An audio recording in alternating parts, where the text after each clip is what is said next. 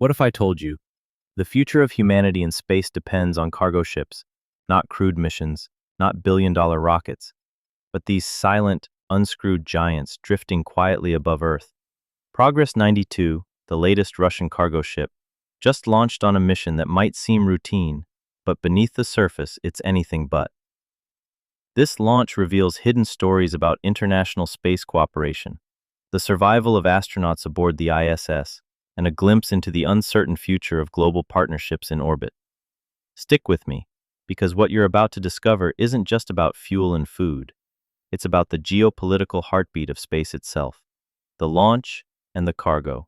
On Thursday, June 27, Russia's Progress 92 cargo spacecraft launched from the Baikonur Cosmodrome in Kazakhstan aboard a Soyuz 2.1A rocket.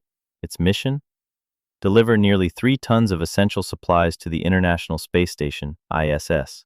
We're talking about food and fresh water, medical and hygiene supplies, spare parts and science experiments, fuel for orbital corrections, and even oxygen tanks for life support. Sounds simple, right? But consider this. Every toothbrush, every pack of tortillas, every experiment kit floating on board that space station has to be sent from Earth. And Progress ships have been Russia's workhorses in this effort since 1978. With this launch, Russia continues its legacy of uninterrupted resupply missions, even amid a world filled with political tension.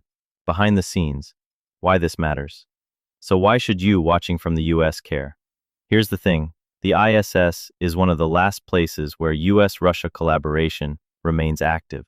While political bridges burn on Earth, space remains a domain of shared survival. The United States and Russia, along with partners like Europe, Japan, and Canada, must work together to keep this orbital laboratory alive. And cargo ships like Progress 92 are the quiet heroes of this mission. Without these unscrewed missions, astronauts, including Americans, would be at risk of losing critical fuel for keeping the ISS in orbit. It loses altitude naturally over time, emergency oxygen, scientific gear that powers world-changing experiments in medicine, materials, and zero-G physics. It's like trying to run a hospital with no supply chain. And Progress 92? It's that supply chain's lifeline. Now here's the twist. The future, a crossroads in space. The ISS is nearing retirement. NASA plans to wind down support by 2030, and commercial space stations are expected to take its place. But here's the question. Who will continue these cargo runs?